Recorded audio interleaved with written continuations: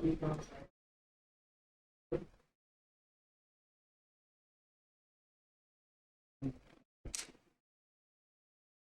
है।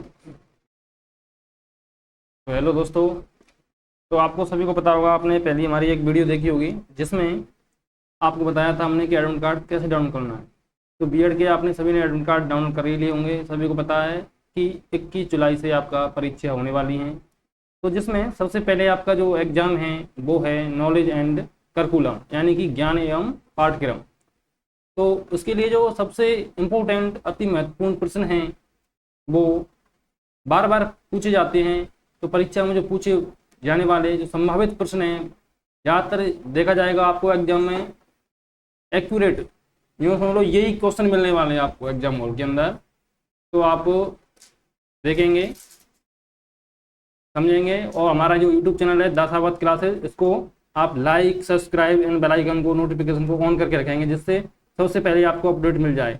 तो ज़्यादा टाइम वेस्ट ना करते हुए आपको हम क्वेश्चन की तरफ ले चलते हैं।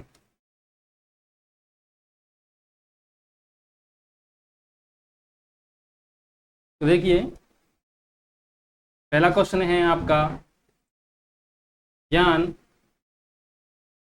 का अर्थ एवं प्रकृति और ज्ञान प्राप्ति के स्रोतों की व्याख्या कीजिए। तो यानी कि knowledge and meaning of knowledge and nature, यानी कि ज्ञान का अर्थ, प्रकृति और ज्ञान प्राप्ति के स्रोतों की व्याख्या करनी है। तो ज्ञान का अर्थ यानी कि जो ज्ञान शब्द है वो ज्ञा धातु से बना है। किससे बना है? ज्ञा धातु से, जिसका अर्थ है जानना। यानी कि जो ज्ञान शब्द है, जो नॉलेज शब्द है, वो ज्ञा धातु से बना है, जिसका अर्थ है जानना। बोध साक्षात अनुभव एवं प्रकाश से माना गया है। यानी ज्ञान है वो बोध, साक्षात अनुभव एवं प्रकाश से माना गया है। तो सरल शब्दों में बात करें हम ज्ञान के बारे में, तो कहा जाए तो किसी वस्तु अथवा विषय के स्वरूप का जैसा वह है वैसे ही अनुभव या बोध होना क्या कहलाता है? ज्ञान। तो यदि हम दूर से हमें पानी दिखाई दे रहा है या निकट जाने पर भी हमें पानी ही दिखाई मिलता है, तो कहा जाएगा कि यह अमुक जगह पानी होने का वास्तविक क्या है? नॉलेज है। नॉलेज है जभी तो बता सकते हैं कि हम यहाँ पे पानी है। तो ये ज्ञान हो गया। तो ये आपके समझ में आ गया होगा कि ज्ञान का क्या अर्थ है। तो आपको इस प्रकार से ज्ञान की अर्थ बताना है। तो इससे नेक्स्ट आपको अब देखना होगा ज्ञान की प्रकृति, नेचर। तो ज्ञान की प्रकृति यानी कि नेचर ऑफ नॉलेज। तो हमारा जो संपूर्ण ज्ञान है वो एक्सपीरियंस से प्राप्त, यानी अनुभवों से प्राप्त, अनुभवों पर ही आधारित है। ज्ञान की प्रकृति निम्नलिखित रूप से होती है। पहला पॉइंट है इसमें, जैसे ज्ञान के द्वारा सत्य तक पहुंचा जा सकता है। तो आप सभी को पता होगा कि ज्ञान के द्वारा ही हम सत्य तक पहुंच सकते हैं। और ज्ञान इंद्रियां ज्ञान प्राप्ति का प्रमुख साधन है। तो ज्ञान इंद्रिया आप जानती होंगे, यानी 5 ज्ञान इंद्रियां होती हैं। जैसे आँख है, नाक है, कान है, और आपकी जीभ है, और त्वचा है। तो ये तो आपने सभी ने बीएड में पढ़ाई होगा, पता है वैसे सभी को यहाँ तक, फिर भी। अब तीसरा पॉइंट है इसमें, ज्ञान में शक्ति तथा ताकत है। यानी कि जो नॉलेज है उसमें पावर, पावर तो होती है, शक्ति है। कैसे कहते हैं? भैंस बड़ी की अकड़। तो इसमें ज्ञान एक पावर है, शक्ति है। तो बुद्धि, अब नेक्स्ट पॉइंट पर बात करेंगे हम। बुद्धि ज्ञान का स्रोत है, इसके द्वारा ज्ञान की प्राप्ति होती है। बुद्धि यानी बुद्धि ज्ञान एक ही बात है, इसी स्रोत के द्वारा ही हम ज्ञान प्राप्त कर सकते हैं। ज्ञान की कोई सीमा नहीं है, अनलिमिटेड है। ज्ञान कोई सीमित नहीं है, विस्तृत है ये। और ज्ञान व्यक्ति के अनुभवों का परिणाम है। अब जैसे कि अब बीएड के पेपर देंगे, अब इसका जो परिणाम आएगा वो ज्ञान के आधार पर आएगा, आपके अनुभव के आधार पर आएगा। तो ज्ञान व्यक्ति के अनुभवों का परिणाम है। ज्ञान कभी समाप्त नहीं होता, ज्ञान कभी समाप्त नहीं होता है।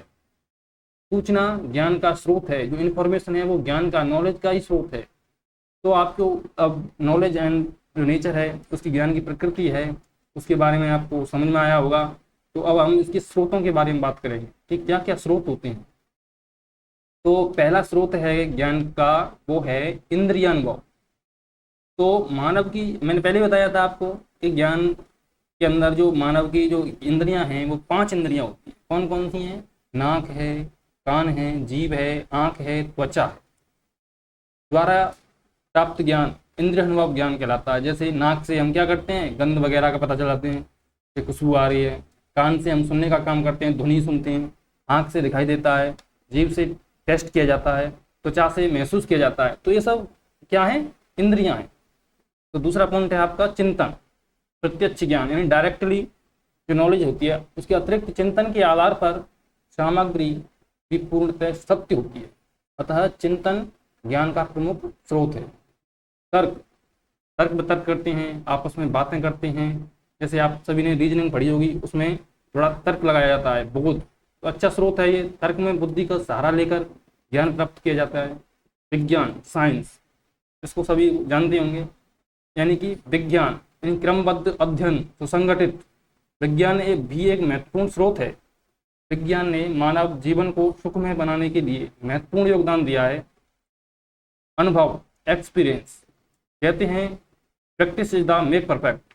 तो स्वयं के अनुभव और अभ्यास से प्राप्त ज्ञान, जैसे कि साइकिल चलाना सीखना, तो साइकिल ज़्यादातर कोई स्टार्टिंग में सभी को अपने आप सीखनी पड़ती है, तो अनुभव से ही सीखते हैं। 1-2 पटक खानी पड़ती है, जब फिर सीख जाते हैं तो अनुभव ही बेस्ट। तो आपको समझ में आ गया होगा कि मैं कह रहा हूँ, आप कहीं से भी पढ़ लो, सीरीज आती हैं, काफ़ी सारी किताब आती हैं, 1 वीक सीरीज चलती है बीएड में शायद, लेकिन पढ़ लो कहीं से, पेपर आएगा यहीं से। तो हमारा जो चैनल है दासावत क्लासेज, तो आपको वीडियो कैसी लगी? अच्छी लगी तो आगे कमेंट, शेयर, लाइक और चैनल को सब्सक्राइब करें। Thank you.